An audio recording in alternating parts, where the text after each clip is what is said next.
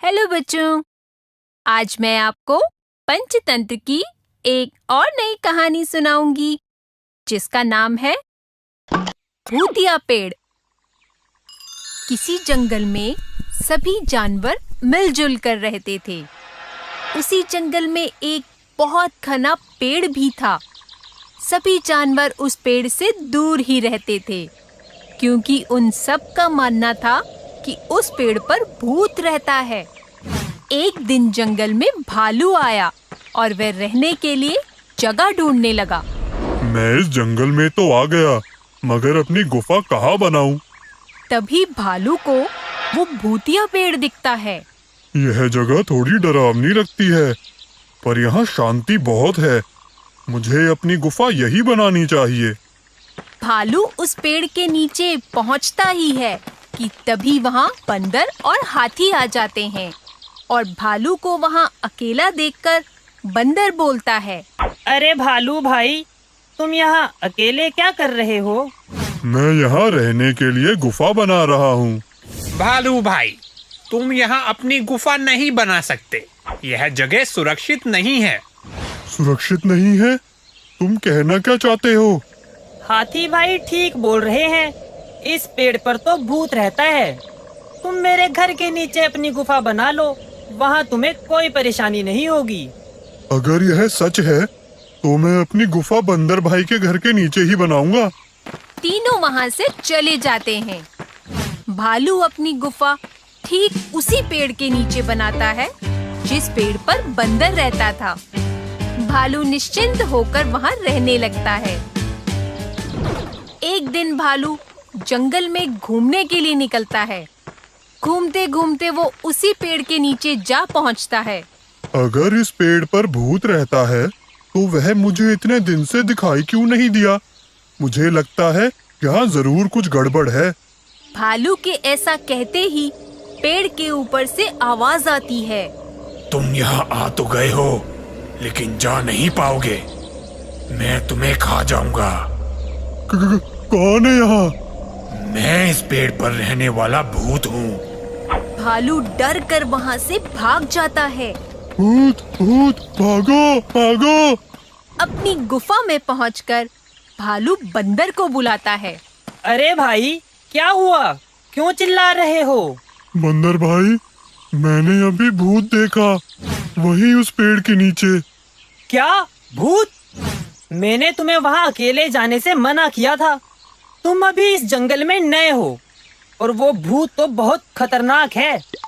उसने पहले भी कई जानवरों को नुकसान पहुँचाया है। मुझे तुम्हारी बात मान लेनी चाहिए थी। आज के बाद मैं कभी भी वहाँ अकेला नहीं जाऊंगा। भालू अब उस पेड़ के पास कभी अकेला नहीं जाता था। एक दिन भालू को जंगल में एक गोरिल्ला दिखता है। लगता है ये गोरिल्ला जंगल में नया आया है, वरना आज से पहले तो मैंने इसे कभी नहीं देखा। भालू उसके पीछे चल पड़ता है।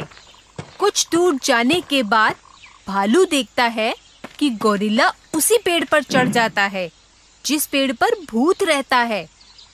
ये देखकर भालू बंदर के पास जाता है। बंदर भाई, मैंने अभी अभी ये गोरिल्ले को भूत वाले पेड़ पर चढ़ते हुए देखा। शायद वह इस जंगल में नया है। पर गोरिल्ला को तो उसकी दुष्टता के कारण काफी समय पहले इस जंगल से निकाल दिया गया था। तो फिर वो जंगल में क्या कर रहा है और उस भूत वाले पेड़ पर क्यों चढ़ गया? क्या वो नहीं जानता कि उस पेड़ पर भूत रहता है? बंदर सोच में पड़ जाता है। वह समझ जाता है कि पेड़ के भूत के पीछे कोई गहरा राज छुपा है। बंदर रात को भूतिया पेड़ के पास ही एक पेड़ पर चढ़कर छुपकर चिल्लाता है, अरे वाह, बहुत दिनों के बाद किसी गोरीले की खुशबू आ रही है। आज तो पेट भर कर खाऊंगा और यह गोरीला तो मुझे देख भी नहीं सकता क्योंकि मैं तो भूत हूँ। गोरिल्ला ये सब सुनकर डर जाता है। वह सभी जंगल के जानवरों को इकट्ठा करता है। फिर वह उन्हें सारी बात बताता है। बंदर अभी भी उसी तरह से चिल्ला रहा होता है, आज तो मैं गोरीले का मांस खाकर ही पेट भरूंगा। पर भूत तो इस पेड़ पर रहता था, फिर आवाज उस पेड़ से कैसे आ रही है? महाराज, पेड़ पर कोई भूत नहीं रहता। आपने मुझे जंगल से निकाल दिया था, इसलिए मैं इस पेड़ पर आप सबसे छुपकर रहता था। सभी जानवरों को मैंने ही भूत बनकर डराया था, जिससे कोई मुझे देख ना सके। लेकिन अब यहाँ सचमुच का भूत आ गया है। ये सब सुनते ही बंदर नीचे आता है और सबको बताता है। यहाँ कोई भूत वूत नहीं रहता। पेड़ पर रहने वाले भूत का सच सामने लाने के लिए ही मैं भूत बनकर इसे डरा रहा था, ठीक वैसे ही जैसे इसने हम सबको डराया था। गोरिल्ले का झूठ पकड़ा जाता है और उसे जंगल से बाहर निकाल दिया जाता है। इस तरह सभी जानवरों को भूतिया पेड़ से छुटकारा मिल जाता है और वे सब खुशी से बिना डरे जंगल में रहने लगते हैं। तो बच्चों, इस कहानी से हमें ये शिक्षा मिलती है कि हमें डर का सामना बहादुरी से करना चाहिए। अगर आपको हमारे वीडियोस पसंद आ रहे हों तो इन्हें लाइक करें, चैनल सब्सक्राइब करें और हमारे कार्टून शोज सबसे पहले देखने के लिए बेल आइकन दबाना ना भूलें।